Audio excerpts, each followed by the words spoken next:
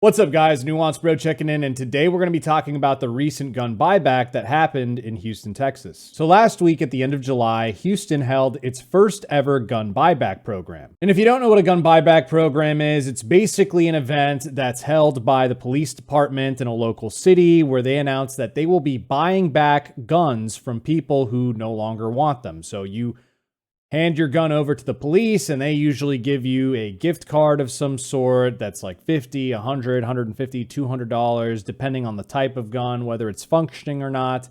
And you get to get rid of a gun that you don't want anymore or whatever, and then the police, give you some money, so you get some money. And the idea behind this is that you're getting guns off the street that are maybe in people's homes, like an elderly grandmother or a widow whose husband who had guns passed away and she has guns that she no longer wants. And that's a risk because criminals could break in and steal those guns and they would be used in crime, etc. Now, there's been a lot of studies about these gun buyback programs, and there's no evidence that they actually work. But despite that, the city of Houston decided to hold their first ever gun buyback program. Now, you immediately had those in the media and those who held the event saying that the event was a success. I'm not sure which metric they used to determine that it was a success, but I want to highlight a few things. If we scroll down in this article, we can actually see there were some people going up and down the line saying, "We will pay you more than the city and the county are willing to pay you with no background checks. And mind you,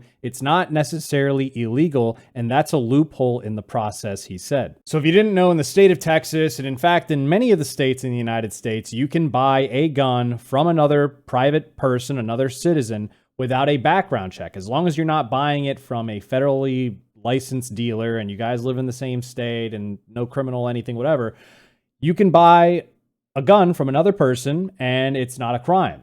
It varies by state law, of course. So you had individuals who were going up and down the line of cars saying that they would offer more money than the police were offering, cash for guns, which you can see here from the footage from the armed attorneys. So that's just one method by which the gun buyback actually isn't working in the favor of those who are holding the event. People are just basically treating it as a sale, going out and saying, hey, there's a bunch of people, suckers basically in their mind, who are willing to sell off potentially very valuable guns for pennies on the dollar. I mean, let's look at this breakdown from the city of Houston saying when it comes to the funding that they're giving you for your firearm, gift card funding, $50 for a non-functioning firearm, $100 for a rifle or shotgun, $150 for a handgun, and $200 for a fully automatic rifle. Now, generally speaking, a fully automatic rifle, if it's legal in the first place, is probably going to cost you around $20,000 on average. I can't imagine anyone that legally owns one of those ever giving one of those up in a gun buyback. So in that case, they would all be illegal, and if you tried to buy it off of someone, you'd have a pretty bad time. The ATF, the federal gun laws, no bueno.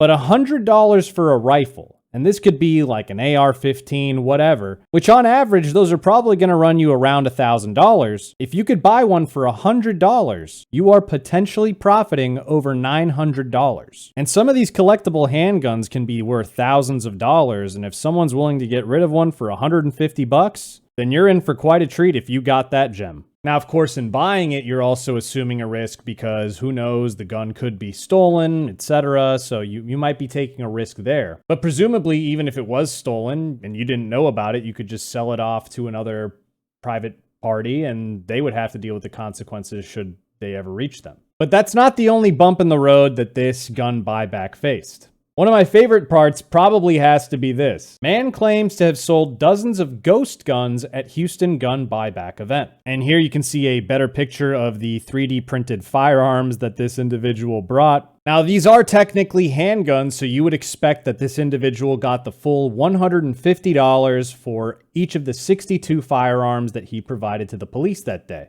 Which if you multiply 62 by 150, you get $9,300. But unfortunately, the man only took about a third of that because they offered him only the $50 per firearm. As you can see in the article here, the anonymous man we spoke with showed us a receipt from the exchange. According to the anonymous man, each gun cost him about $3 to make. On Saturday, he says he exchanged 62 3D printed guns with Houston leaders and was given $50 per firearm. The man says his goal is to have the city pay fair prices at gun buyback events, use private donations rather than tax dollars, and don't destroy historic guns. So he was trying to make it clear that he wasn't doing this for a profit, which, given the new ATF rules, if you did that, you could be running afoul of the law if you did so. Potentially, who knows? These laws are so vague these days with the ATF. But the man is right. This event was funded by taxpayer dollars. If we go back to this One Safe Houston page that announced the gun buyback, it says funding for this program was provided by the American Rescue Plan Act of 2021, which is federal money from federal legislation, which means your tax dollars, even if you don't live in the state of Texas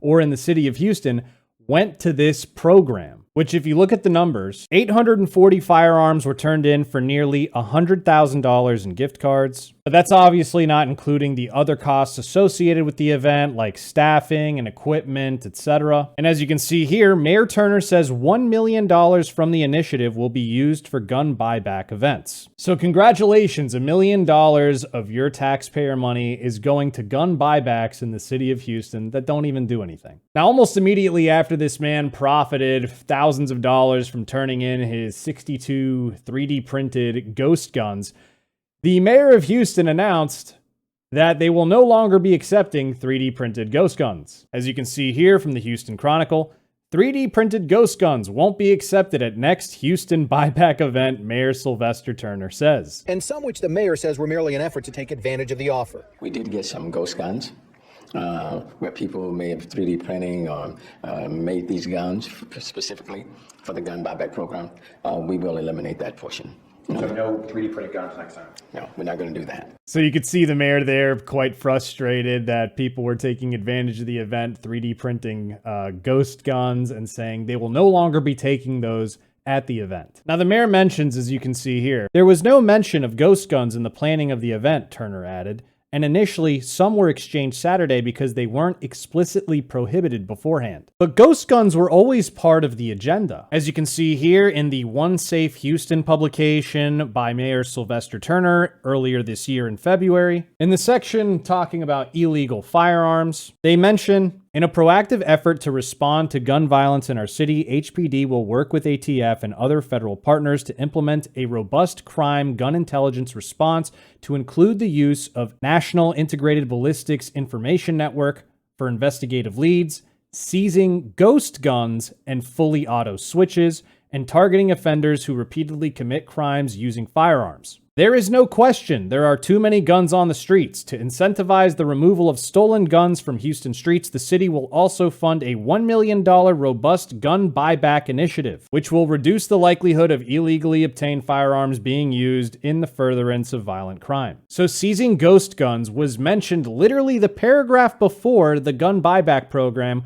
which talked about getting guns off the streets so they could prevent being used in crime. So there was definitely a focus on ghost guns from the very beginning, but they don't like that people manufacture them so that they could turn them in for profit. This has resulted in funny memes like this going viral on gun Twitter. Houston, we need to get ghost guns off the streets, Saturday, July 30th. Man claims to have sold dozens of ghost guns at Houston gun buyback event, August 1st. Houston, we can't buy back ghost guns anymore, August 2nd. So that's pretty funny. Another account, ghostguns.com, wrote on Twitter, took a road trip to Houston for their gun buyback. Turns out our printed/milled lowers are too spooky. They wouldn't take them because, quote, they aren't firearms. No shit. Proof the new ATF ruling is absolute bullshit. So here you can see some of the unfinished frames and receivers. And you can also see the guy literally took a screenshot of the ATF page where it talks about the definition of a frame or receiver, identification of firearms, and he highlighted the portions talking about it so that the police wouldn't be confused. But they turned him away anyway, because to a common sense person, these are not firearms. But the ATF has a new rule that they implemented not too long ago saying that these would be firearms. But the controversy doesn't stop there.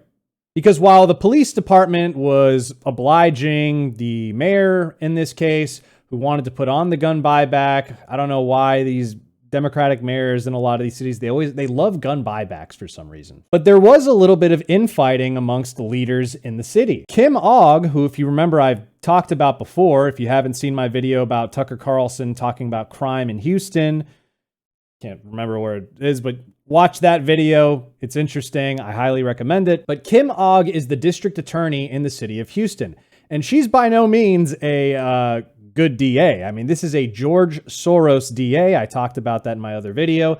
So George Soros supported DA. We've seen what kind of disaster these DAs have been across the country, whether it's Chesa Boudin, George Gascon, Alvin Bragg, you know, you can take your pick of the litter. But even the George Soros DA was against this gun buyback. As you can see here in the letter that District Attorney Kim Ogg put out on July 28th, 2022. And I want to thank the people at Walker Taylor Law for putting this letter up there. Dear law enforcement leader, I am writing in regard to advertisements reading, and it talks about the gun buyback program.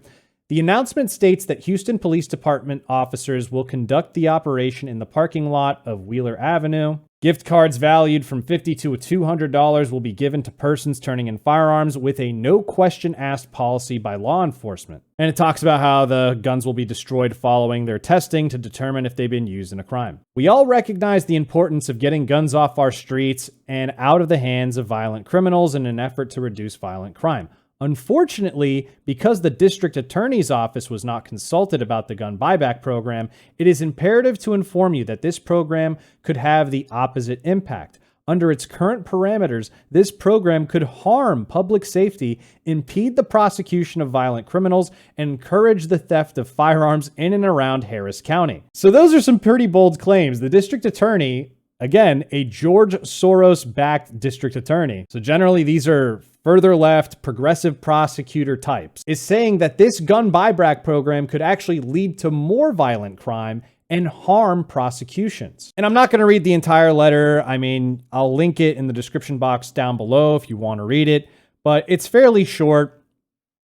And it talks about the no questions asked policy, saying how it's the equivalent of anonymity and immunity for anyone who turns in a weapon under the program. But it talked about how giving the money to the people who turned in the guns that were potentially used in crimes, the DA's office has to disclose to defense attorneys in criminal cases, you know, money that was exchanged between law enforcement and a witness, talking about how it could do irreparable harm to the prosecution and therefore to the crime victims themselves. It says the no questions asked policy could lead to more crime, incentivizing people to steal firearms from homes only to get a quick buck from the police who are paying them. She also talks about how it is possible that the program could make law enforcement agency a party to tampering with evidence. Now, it's no secret that I'm no fan of Kim Ogg as district attorney, but this is probably the best letter she's ever put out there. And she actually makes a lot of good points. Now, the city of Houston is already planning more gun buybacks in the future, saying that this one was successful